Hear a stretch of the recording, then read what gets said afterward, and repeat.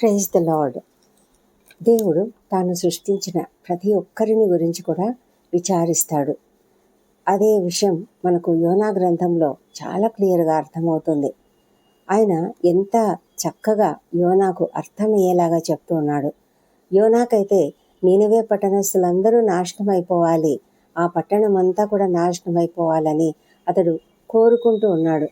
కానీ ఎప్పుడైతే యోనా ప్రకటించినప్పుడు ఈ నీనెవే ప్రజలు విని దానిని అంగీకరించి దేవుడంటే భయపడి దేవుని పట్ల విశ్వాసం కలిగి దేవునికి విధేయత చూపించి వారంతా కూడా ఘనులేమి అల్పులేమి పశువులు పిల్లలు అందరూ కూడా ఉపవాసం ఉండి గోనెపట్ట కట్టుకొని బూడిదలో కూర్చున్నారు.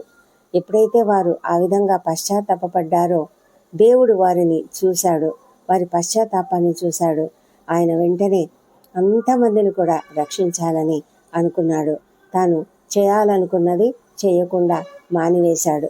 కాబట్టి దానిని బట్టి యోనా బాధపడుతూ ఉన్నప్పుడు దేవుడు చెప్తూ ఉన్నాడు, నువ్వు ఏ కష్టపడకుండా ఏ ఇబ్బంది పడకుండా నువ్వు అసలు పెంచకుండానే ఒక చెట్టు పెరిగి తిరిగి ఒక్క దినంలోనే అది నశించిపోయినప్పుడు నువ్వు అంత బాధపడ్డావే, మరి ఇంతమంది 120,000 మంది కంటే ఎక్కువైన కుడి ఎడమలు ఎరుగని జనాన్ని నేనెలా వదిలిపెడతాను?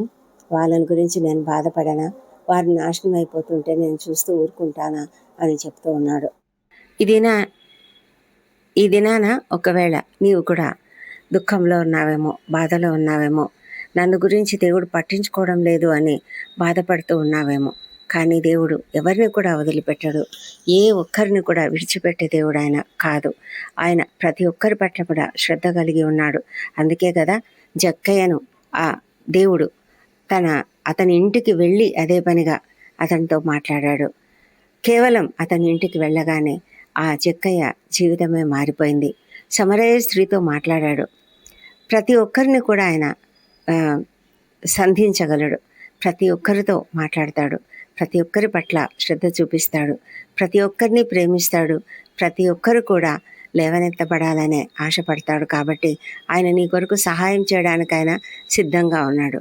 మనం ఆయనను అంగీకరించి ఆయన పట్ల విశ్వాసం చూపించి ఆయనకు విధేయత చూపించినట్లయితే ఆయనకు మన జీవితాలను సరెండర్ చేసుకొని అప్పగించుకున్నట్లయితే ఆయన మన పట్ల ఎన్నో అద్భుత కార్యాలు చేయగలడు. విశ్వసిస్తున్నావా? అలాగైతే ఈ దినమే వెంటనే మోకరించి ప్రార్థించు. God bless you.